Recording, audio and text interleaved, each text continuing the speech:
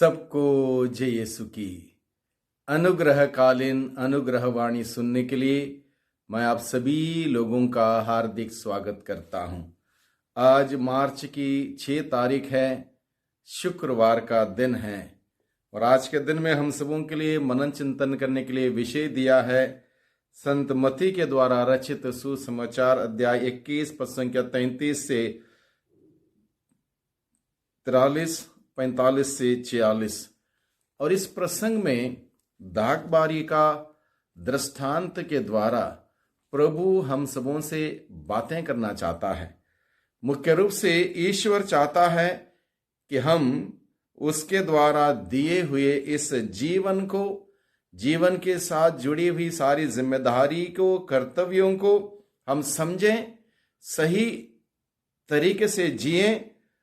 जो खूबियां, आशीष, वरदान प्रभु ने हमें दिए हैं उसको सही इस्तेमाल करें और उसके भेजे हुए उसके पुत्र प्रभु यीशु मसीह जो हम सबों के मुक्तिदाता हैं उसको स्वीकार करें, उसमें विश्वास करें और एक आध्यात्मिक जीवन जीते हुए आध्यात्मिक जीवन के फल उत्पन्न करें। ये बात प्रभु हमें आज के दिन में सिखाता है। मुख्य रूप से इस प्रसंग में हम सुनते हैं दागबारी के बारे में। ये दागबारी क्या है? सबसे पहले इस बात को समझे। दागबारी परमेश्वर का राज्य है, परमेश्वर का राज्य है। दाग की बारी परमेश्वर के राज्य और उसके लोगों का प्रतीक है। ईश्वर ने अपने लोगों को प्रेम, आशीष और वरदानों से, बरकतों से और जिम्मेदारियों से इस धरती पर भेजा है, जिसको हमें जानना, समझना, उसको निभाना है। दूसरा है किसान। इसमें किसान कौन है? किसान धर्मगुरु और नेता लोग हैं, धर्मगुरु हैं। किसान उस समय के धार्मिक अगुवे हैं या धार्मिक नेताओं को दर्शाते हैं जो लोगों का मार्गदर्शन करने के लिए चुने गए थे, लेकिन वे स्वार्थी और कठोर बन गए। और तीसरी मुख्य बात है इसमें भविष्यवक्ता। भविष्यवक्ता कौन है? सेवक कौन है? जो सेवक भेजे गए थे वे प्रॉफिट्स हैं, भविष्यवक्ता हैं, जिन्होंने परमेश्वर ने अपने लोगों को सही मार्ग दिखाने के लिए भेजा, लेकिन लोगों ने उन्हें अस्वीकार किया और उनको अपमान किया, उनको सताया, मारा, पीटा। आखिर में दागबारी का मालिक अपने पुत्र को भेजता, पुत्र प्रभु यीशु मसीह। दृष्टांत इस बात की भविष्यवाणी करता है कि लोग यीशु को भी अस्वीकार करेंगे और उन्हें क्रूस पर चढ़ाएंगे।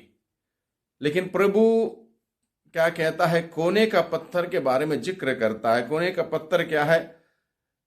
जिस पत्थर को बनाने वालों ने तुच्छ जाना वही कोने का पत्थर बन गया। यह सिखाता है कि जिसे लोग अस्वीकार करते हैं उसी को परमेश्वर महान बनाता है। यानी कि प्रभु यीशु को जब लोगों ने ठुकराया वही उद्धार का आधार और द्वार बन गया। तो आज के हमारे इस जीवन के लिए क्या संदेश है? परमेश्वर के देन का सही उपयोग हमें करें। यानी कि परमेश्वर ने हमें जीवन दिया है, खूबियां दी हैं, प्रतिभाएं दी हैं, जिम्मेदारी दी हैं, सुख समृद्धि दिए हैं। हमें उसके फल उत्पन्न करते हुए परमेश्वर की महिमा करना है। हमें अहंकार से बचना है। जब मनुष्य अहंकार और स्वार्थ में जीता है तो वह परमेश्वर की इच्छा को अस्वीकार कर देता है। यीशु को हमें स्वीकार करना, क्योंकि वही मुक्तिदाता है, वही उद्धार करता है और हम सबों को फलदायी जीवन बिताना है। परमेश्वर चाहता है कि हमारा जीवन प्रेम से भरा हुआ हो, दया, न्याय और विश्वास के फलों से भरा हुआ हो। ऐसा जीवन व्यतीत करने के लिए परमेश्वर हमें बुलाता है। ईश्वर के देन के प्रति हमारी जिम्मेदारी यह है कि हम विश्वास और भरोसे के जीवन बिताएं और वो चाहता है कि हम जीवन में अच्छे फल यानी कि प्रेम, न्याय, दया, विश्वास उत्पन्न करें। यदि हम केवल अपने स्वार्थ के लिए जीते हैं तो हम उन दुष्ट किसानों की तरह बन जाएंगे।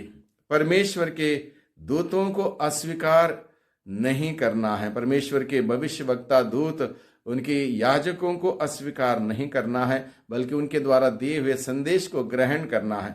यीशु ही जीवन की सच्ची नींव है जिस पत्थर को लोगों ने टुकराया वही कोने का पत्थर बन गया। इसका अर्थ है प्रभु यीशु ही हमारे जीवन और परमेश्वर के राज्य की सच्ची नींव है।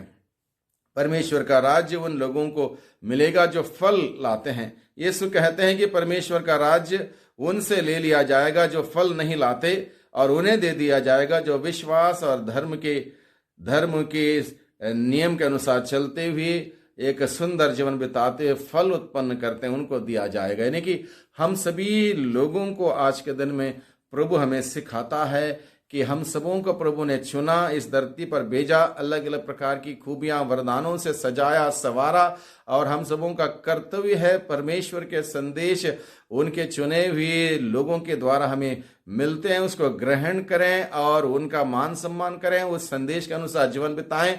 और मुख्य रूप से प्रभु यीशु मसीह उनका पुत्र है, हम सबों का मुक्तिदाता, उसको हम ग्रहण करें मुक्तिदाता के रूप में, उसके वचन के अनुसार जीवन बिताएं और एक आध्यात्मिक सुंदर जीवन बिताते हुए सदा बना रहने वाला फल उत्पन्न करें। इसके लिए प्रभु हमें आज के दिन में बुलाता है, निमंत्रण देता है। इसलिए दागबारी के इस दृष्टांत को हम सभी समझें। हम सभी ईश्वर के प्रति जिम्मेदार हैं, हम सभी एक दूसरे के प्रति जिम्मेदार हैं, समाज के प्रति जिम्मेदार हैं। इस जिम्मेदारी को निभाना है, मनमानी नहीं करना है, किसी प्रकार से गलत आचरण नहीं करना है। अगर हमारे जीवन में गलत सोच, गलत विचार, गलत आचरण है, उसको हम त्यागें। 40 की इस अवधि में हम प्रभु के वचन के अनुसार, प्रभु की मर्जी के अनुसार, प्रभु की योजना के अनुसार जीवन बिताने का प्रयास करें, ताकि हम सभी हमारे जीवन के द्वारा निरंतर प्रभु की महिमा करने वाले बने। और प्रभु ने हम सबों को इसलिए चुना ताकि हम प्रभु के साथ संयुक्त होकर, प्रभु यीशु के साथ संयुक्त होकर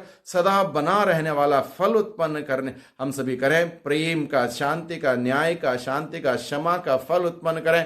ऐसा जीवन व्यतीत करने के लिए प्रभु हमें आज के दिन में बुलाता है। प्रभु के निमंत्रण को स्वीकार करते हुए उसके अनुसार जीवन बिताएं और प्रभु की महिमा देखें, प्रभु की महिमा करें। वही प्रभु हम सबों को आशीष और बरकतों से भर दें। सबको धन्यवाद, सबको जय यीशु की।